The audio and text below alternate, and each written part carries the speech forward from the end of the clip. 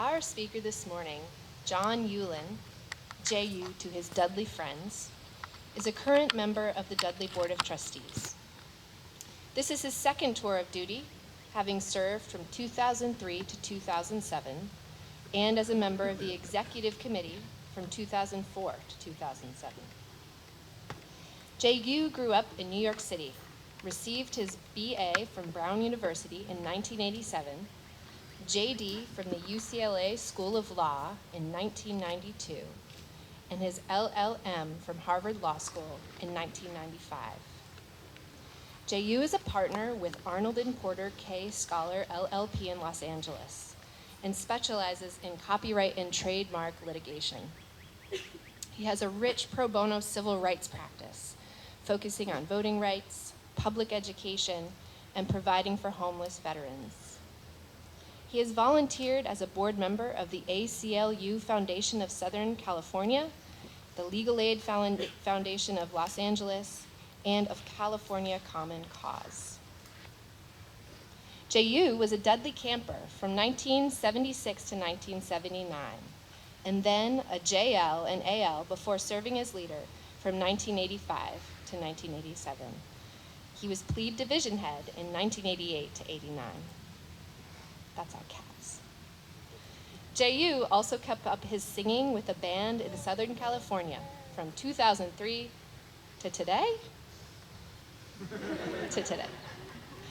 JU and his lovely wife and best friend, Mary Ulin, with us this morning, have been married for 29 years and are the proud parents of 4 Dudley and Kiniyaites, number 21256, Allie, and number 20904, Tori, who are both leaders here this summer in the senior and cub divisions, and number 20304, Christine, and number 18756, Curtis. The Ulins live in San Marino, California. An advocate for girls' leadership development and empowerment, JU has always been a firm supporter of Camp Kiniya and deeply values and appreciates the meaningful experiences we all share here. A highly valued and respected member of the board, JU brings a breadth of knowledge, wisdom, and experience to every conversation he engages in. He is a thoughtful contributor and is deeply respectful of the views of others. He displays this fierce love for Dudley and Kiniya and truly believes in and is guided by our mission and our motto. He has served as a counsel and sounding board to Marnie, supporting her through over a decade of successes and challenges professionally and personally, and is considered a dear friend to many of us here. He is deeply loved and valued, and is an essential member of our community. So with that, please join me in a warm Kiniya welcome for camper number 11904, John Ulin.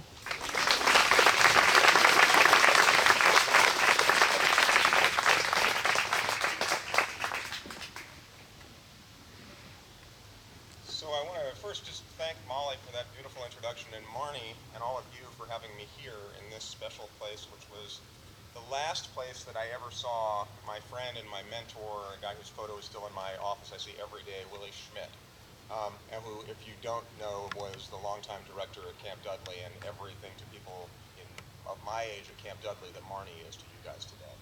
And when I came to see Willie, it was the summer of 2007, and it was about the 3rd time ever that I had been on this campus. And I wanted to make a good impression at Kiniya, and I wanted to get here on time, and I'm always late, and I was late that morning. And Willie was going to speak, and it was Willie, so I came running down the hill behind the Welcome Center. And I had these shoes on that had smooth soles, and you'd think I might have learned, but no, I have them on again today. So I went running down the hill, and I came down to the bottom of the hill, and I was going to make it on time, and my feet slid out from under me on the gravel, and I landed right on my butt, and it hurt a lot. And I couldn't shout out because Kiniya and Chapel and Willie. So this is actually a better start for me today than it was that day. Okay, you guys ready for the chapel service part? Yes? All right, good. So let the words of my mouth and the meditations of my heart be always acceptable in your sight, O Lord, my strength and my Redeemer. Tell it with the other fella first. So I've been told when you speak in public that most people will only remember the first thing you said and nothing else. So if all of you remember one thing that I said today, I want you to remember those 7 words. Tell it with the other fellow first. Now, what do I mean by that? So this morning I'm going to share a few stories with you. And for each story, once I've told it, I'm going to tell it again. But the second time I tell the story, I'm going to retell it through the eyes of a different person. And in the language of the Camp Kiniya and Camp Dudley motto, I'm going to tell it with the other fellow first. So you might be wondering, why? Why tell a story twice through the eyes of different people? Isn't it good enough to tell the story once? Great question. So one reason you might tell the story twice through the eyes of different people is that it could make you rich and famous, like a guy named Gregory Maguire, who saw the movie The Wizard of Oz and decided that he would rewrite the story, and instead of having it be about Dorothy, he would write it as a story about that evil green witch who used to terrify me when I was a little kid. And he wrote a book called Wicked, which then became one of the most famous musicals in the history of Broadway, which was all about the Wizard of Oz told through the eyes of the Wicked Witch of the West.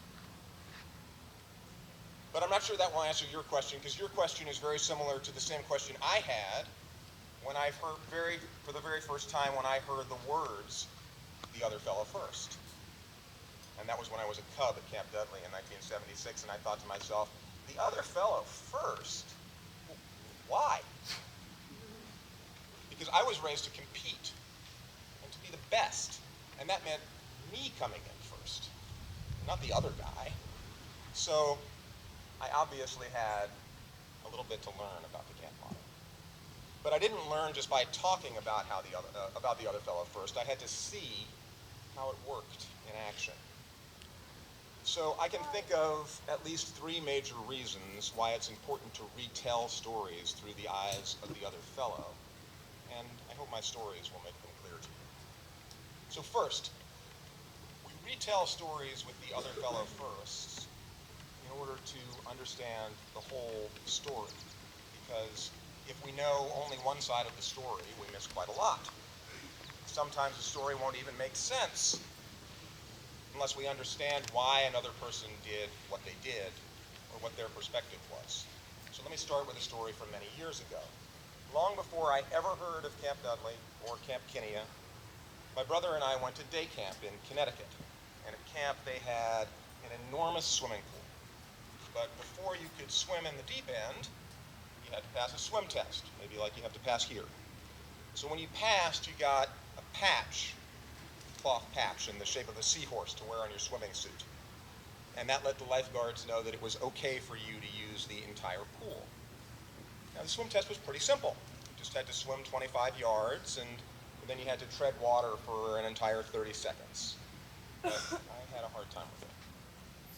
So one day I couldn't make the full 25-yard swim, and then the next day I wasn't able to tread water for 30 seconds, and it went on like that. I was pretty unhappy about not being able to join my group in the deep end of the pool, and I was so jealous of all the older kids who had their seahorses. And then one morning, my mother sent me off to camp with these words: "Don't come home today without your seahorse." Wow, there was a dilemma. I honestly believed that if I failed my swim test again, my mom was going to leave me at camp until I passed. So when pool time finally came, I swam my best for 25 yards.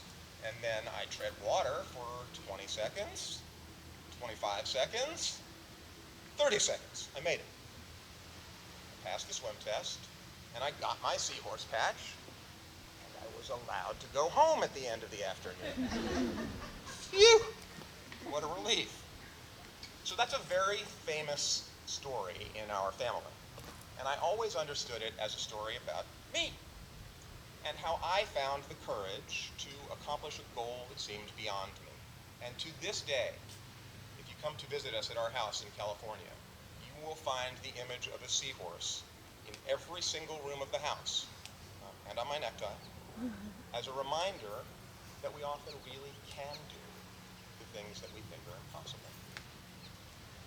But part of that story confused me for a very long time, and it's the part where my mother says, "Don't come home today without your seahorse." So that's a pretty hard thing to say to a kid. Why would she say that to me? Well, to answer that question, I had to retell the story from my mother's perspective. I had to tell it with the other fellow first. So let me start by saying that my mother is about as loving and supportive a person as you'd ever want to meet. She always puts her family first, and she does whatever she can to help us. And I knew that. Mom knew that I had to pass that swim test to be able to enjoy the pool at camp, but she also knew that I could swim well enough to pass. But I wasn't getting the job done. So when nothing else worked, she decided to hold herself up as an example, and she told me if I had to pass a really hard test, I would make up my mind that I was not coming home until I passed. And then she finished with a challenge that she knew I was up to. And she said, "Why don't you make up your mind and don't come home today without your seahorse?" So, of course, she wasn't threatening to leave me at camp if I failed the test. She was holding herself out as a role model about how to tackle a tough problem. And she was showing her faith in me by challenging me to pass a test that she knew I could pass, even though I wasn't so sure about it. And she was right. I was up to the challenge. So when I tell the seahorse story as a story about my mother, it makes so much more sense, because it's not only my story. It's also hers. And telling the story from her perspective allowed me to get out of my own head and see the whole story. Second, retelling stories with the other fellow first allows us to recognize unsung heroes, because we rarely achieve anything all by ourselves, and understanding the roles that other people play in our stories often shows us just how important they were in our success. So let me show you with a famous story about Camp Kiniya. So for as long as I can remember, people at Camp Dudley talked about opening a camp for girls. And about 20 years ago, the discussion became serious. As my friend Dwight Poehler likes to say, camp realized that on average, Dudley families are 50% female. So that's actually something of a revelation at an all-boys camp. And we wanted to serve the entire community, not just half of it. So Dudley decided to open a girls' camp, and around that time we hired a young woman named Fran Bissell. Her husband was the director of Camp Dudley, and Fran became the director of Camp Jeanne d'Arc, that's French for Joan of Arc, in New York. And for 2 summers, Dudley encouraged families to send their daughters to Jeanne d'Arc, which was known by its initials, JDA. And the idea was that Dudley would eventually buy JDA and run our girls' camp there. But in the end, Dudley was not able to purchase JDA, and we had to look elsewhere to find a location for the girls' camp. And there was a group of people that spent more than 2 years visiting different properties. And finally, they identified a beautiful campus in Colchester, Vermont in 2004. I think you know the one. You probably also know that Camp Dudley at Kiniya became a huge success. And 15 years later, it's hard to imagine Dudley without Kiniya, or a time when we did not have 2 camps. And I've always thought this was a story about Camp Dudley, about a dream of girls camping whose time had come, and about the hard work that we did together as a community to bring that dream to life. But what if the story is not only about Camp Dudley? What if we tell it with the other fellow first? What if we tell it as a story about Fran Bissell, So in the year 2000, Fran was a young woman who was going places. She'd been a Division I varsity field hockey player at Boston College, and she taught history at the Taft School. And later on, she would become Dr. Fran DeSalle and take over as head of a well-known girls' school in Cleveland, Ohio. Fran came to Dudley with the idea that she might become the director of JDA, where she herself had been a camper and a leader, and then worked towards making JDA into Dudley's camp for girls. And it almost happened. But when the JDA-Dudley relationship ended, Fran only seemed to work harder. She actually led the group that searched for and eventually found Camp Kiniya. And Fran was one of 3 people who negotiated the purchase of Kiniya from its former owners, Jack and Marilyn Williams. And then, when Dudley finally had its girls' camp, Fran recognized that Kiniya already had an exceptional director in Marnie McDonough. And so Fran stepped aside and supported Marnie. Fran understood how important the dream of girls camping at Dudley was, and she worked hard to make it a reality, even when that meant Fran stepping down as director of her own beloved JDA, and helping Dudley find a different camp for our girls program, and even when it meant Fran taking herself out of the picture and supporting another outstanding woman as Kiniya's director. In all my time at camp, I've never seen a better example of someone living the other fellow first. So maybe the story of how Camp Kiniya began is really a story about Fran DeSalle, about her selflessness, about how she sacrificed things she cared about, even her own ambitions, to serve her community and to support something more important than herself.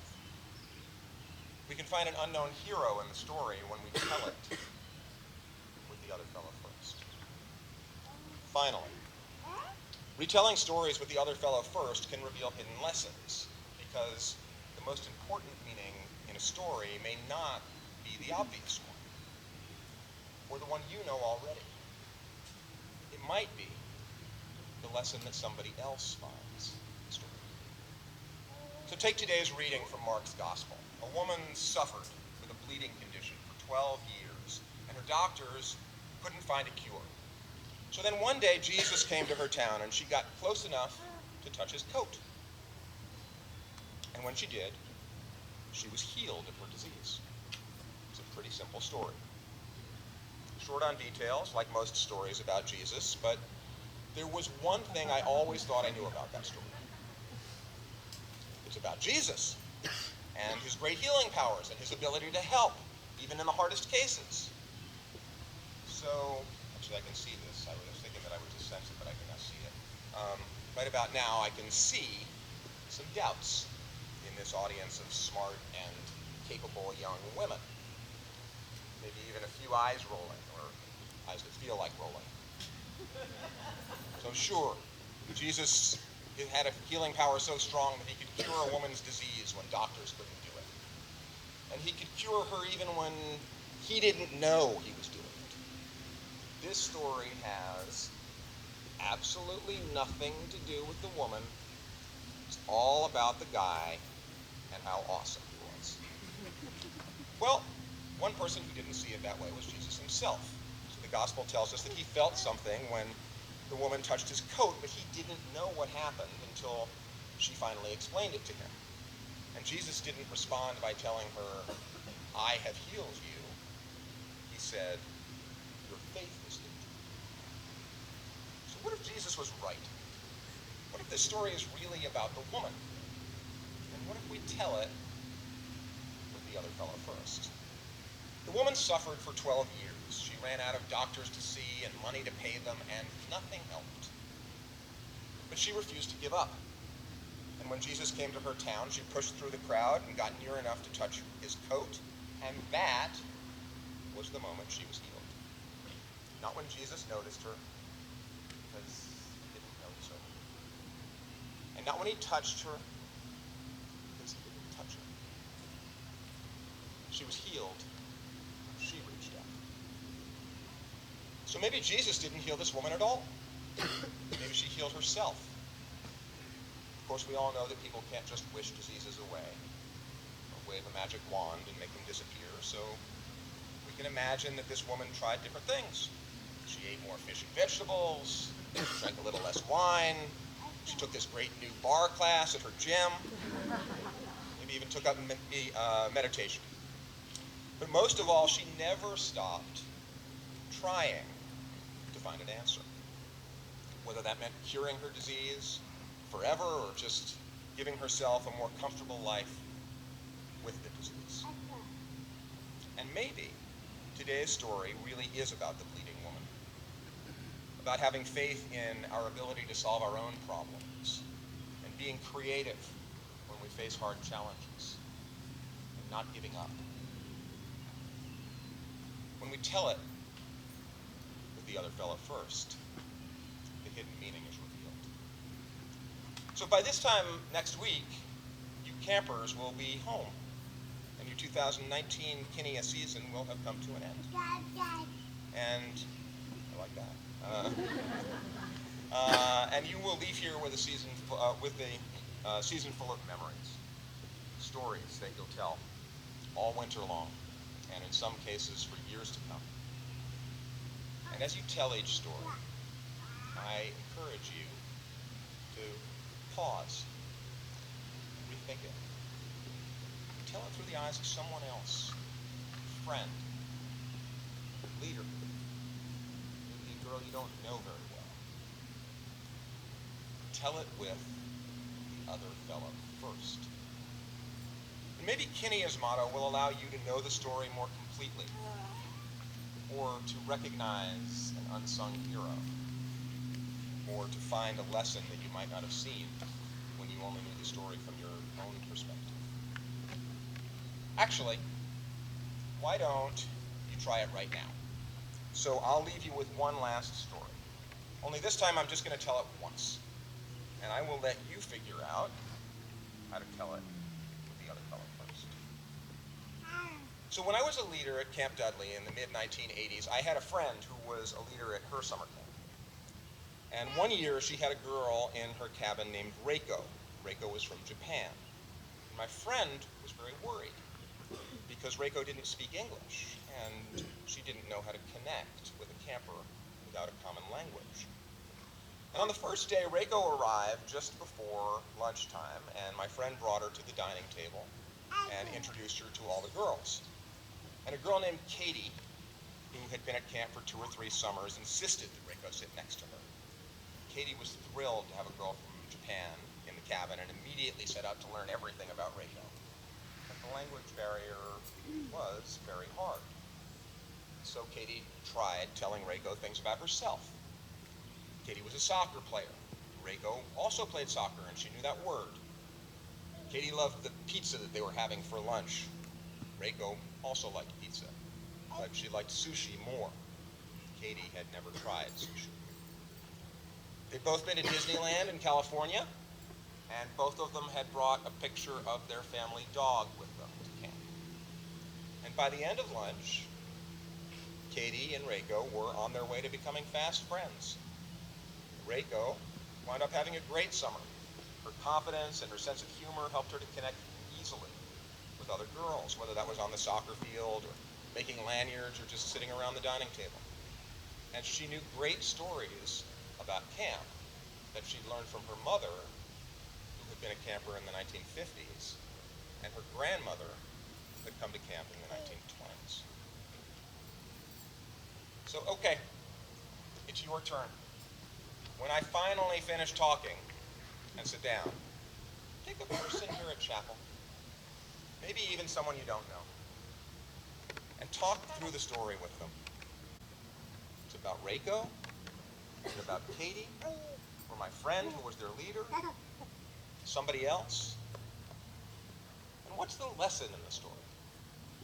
And once you've figured that out, rethink the story through the eyes of somebody else. And tell it other fellow first. See what else you can learn. Ladies, cherish your last 6 days here at Kiniya. Savor the gloaming.